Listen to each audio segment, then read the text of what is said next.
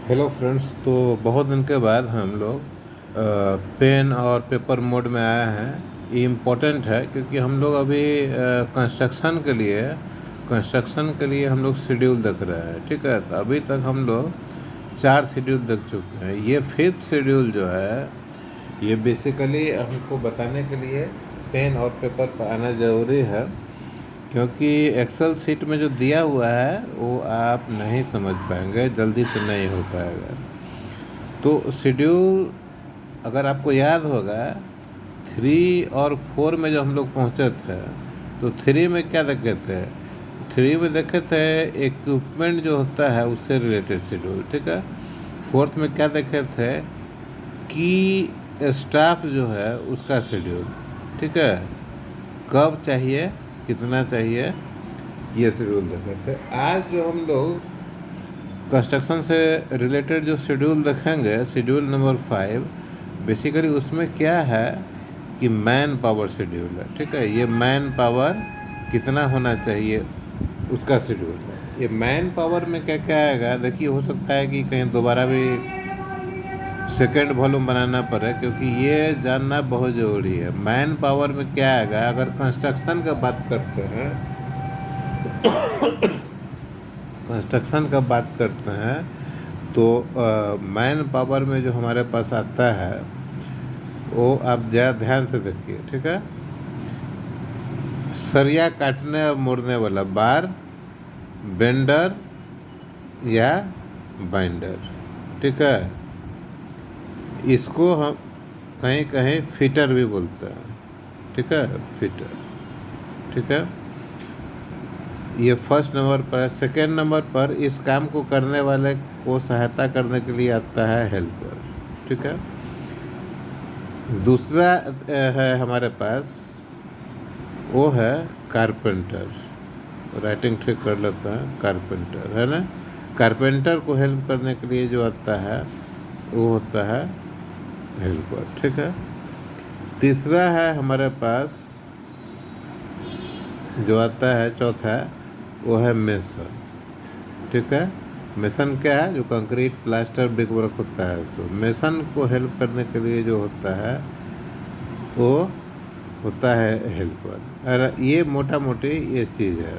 अरे अगर आपके पास स्ट्रक्चरल स्टील का काम है तो इसमें आता है आपको काम करने के लिए फैब्रिकेटर, उसको साइट के भाषा में बोलते हैं वेल्डर। ठीक है, वेल्डर को हेल्प करने के लिए जो होता है वो हेल्पर। ठीक है, ये मोटा मोटा काम है। इसके अलावा बहुत सारा चीज़ आता है। जैसे अगर आप फिनिशिंग में जाएंगे तो फिनिशिंग में ढेर सारा आएगा और बहुत सारा स्पेसिफिक जॉब सब है। लेकिन हम आपको इस तीनों चीज़ पर ही, या कहिए तीनों नहीं, हेल्पर और कारपेंटर पर ही हम आपको ट्रेंड करने का कोशिश करेंगे। ये कैसे होता है। वीडियो थोड़ा सा लंबा हो जाएगा तो सब्सक्राइब करते रहिए। अभी तक 3 मिनट निकल चुका है। ठीक है, तो इसमें हमारे पास जो है, तो देखिए, ध्यान दीजिए, देखिए, स्किप नहीं कीजिएगा। ठीक है, किसी भी प्रोजेक्ट को करने के लिए, हमको बनाना पड़ता है प्लान। ठीक है, प्लान बनाना पड़ता है। सिविल कंस्ट्रक्शन के हिसाब से ही हम बात करेंगे। तो ये प्लान हम लोग एमएसपी में बना सकते हैं या एक्सेल में कर सकते हैं। मतलब यहाँ से शुरू हुआ है ना, स्टार्ट हुआ और यहाँ पर ही जाके ख़त्म हो रहा है हमारा प्रोजेक्ट। ठीक है, इस बीच में कई सारा एक्टिविटी है। एक्सकैवेशन है, पीसीसी है, सरिया है, शटरिंग है, कई सारा कंपोनेंट होता है, फाउंडेशन है, कॉलम है, रूफ है, बहुत सारा चीज़ होता है। हम किसी एक या दो एग्जाम्पल को लेकर ही आगे हम आपको बताएंगे। तो यहाँ शुरू होता है, यहाँ ख़त्म होता है। इसको डिवाइड करते हैं हम लोग। अगर आप एमएसपी जानते होंगे तो मालूम होगा, वीक 1, वीक 2, वीक 3, ऐसा करके एंड सो ऑन हम डिवाइड करते हैं। ठीक है, ध्यान से देखिए। तो हम ये देखते हैं कि वीक 2 से हम आरसीसी के लिए बात करते हैं अभी, ठीक है। वीक 2 से वीक 1 यहाँ से इससे लेकर यहाँ तक में हम लोग को आरसीसी का काम ख़त्म कर लेना है, ठीक है। आरसीसी का काम ख़त्म कर लेना है, यहाँ तक ख़त्म हो जाएगा। ये आरसीसी का हमारा एक लाइन है, आरसीसी ख़त्म कर देना है। इस आरसीसी को काम ख़त्म करने के लिए हमको क्या करना पड़ेगा, एक्सकैवेशन, पीसीसी, सरिया, शटरिंग, फिर आरसीसी, ठीक है। तुम एक्सकैवेशन पीसीसी को स्किप करते हैं, ठीक है। एक्सकैवेशन पीसीसी को हम स्किप करते हैं। तो सपोज कीजिए कि हम लोग यहाँ से हम लोग स्टार्ट किए और यहाँ से यहाँ तक हम, ये आरसीसी है, तो यहाँ से यहाँ तक हम लोग शटरिंग ख़त्म कर दिया, ठीक है। यहाँ से यहाँ शटरिंग ख़त्म कर, ध्यान से देखते रहिएगा। मतलब ये लाइन यहाँ है, आरसीसी यहाँ ख़त्म हो रहा है, शटरिंग यहाँ ख़त्म हो रहा है, ठीक है। और शटरिंग ख़त्म होने के पहले क्या होता है कि हमारा सरिया का काम ख़त्म होना चाहिए। तो ये सरिया का काम यहाँ ख़त्म हो गया है, देखिए ये लाइन यहाँ आ रहा है, ठीक है। ये सरिया का काम ख़त्म हो गया, ठीक है। सरिया का काम मतलब रीइंफोर्समेंट का काम ख़त्म हो गया, ठीक है। तो आरसीसी का काम यहाँ से स्टार्ट हुआ, यहाँ ख़त्म हुआ, ठीक है। बेसिकली क्या है कि जो आरसीसी 1 डे 2 डे ही प्रोग्राम होता है, ठीक है। लेकिन यहाँ से लेकर यहाँ पहुँचने के लिए रीइंफोर्समेंट का काम भी करना है, ये भी काम करना है शटरिंग का। उसके बाद आरसीसी होगा, है ना। आरसीसी का ये लाइन इतना लंबा क्यों हो रहा है, क्योंकि हमको दिखलाना है कि आरसीसी के लिए जो हम काम स्टार्ट कर रहे हैं, सपोज कीजिए कि हम लोग यहाँ पर क्या क्या एक्टिविटी किया होगा, एक्सकैवेशन किया होगा, इसका ड्रेसिंग किया होगा, इसका पीसीसी किया होगा, ठीक है। इतना सारा एक्टिविटी चल रहा है, सब पैरेलल चल रहा है, ठीक है। लेकिन बेसिकली क्या है कि आरसीसी का काम कभी यहाँ से शुरू होकर, इस लाइन से शुरू होकर यहाँ पर ख़त्म हो रहा है, ठीक है। सिंगल डे हो सकता है, 2 डे हो सकता है, ऐसा करके हो सकता है। ये इस पेज में ही ख़त्म कर रहा है, ठीक है।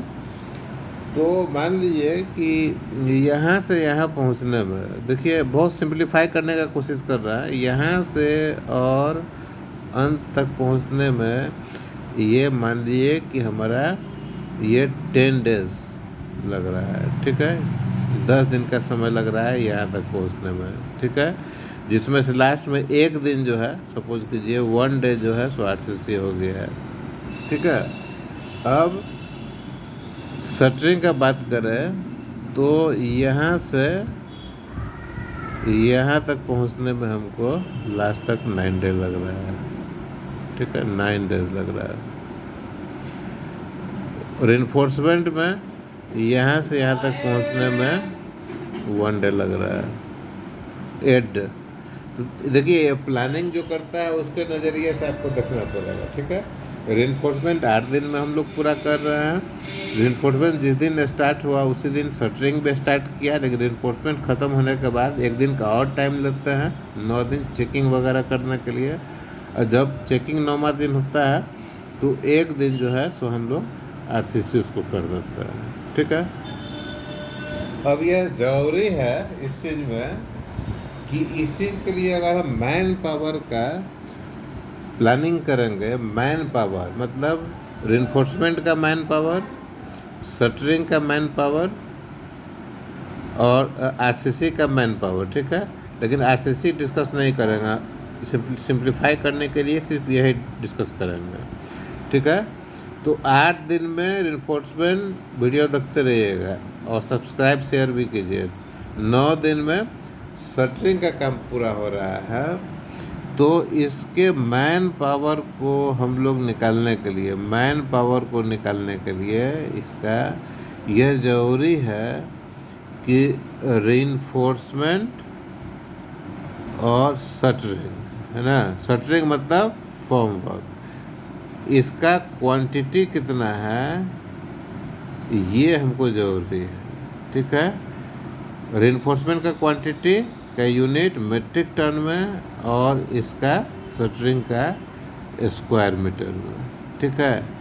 तो इसके अनुसार हमको मैन पावर निकल के आएगा कि कितना शटरिंग और कितना रेनफोर्समेंट है, उस पर कितना आदमी बोले तो उसमें रेनफोर्समेंट के लिए जो है सो फिटर कितना लगेगा, हेल्पर कितना लगेगा, और शटरिंग के लिए कारपेंटर कितना लगेगा और कारपेंटर हेल्पर कितना लगेगा।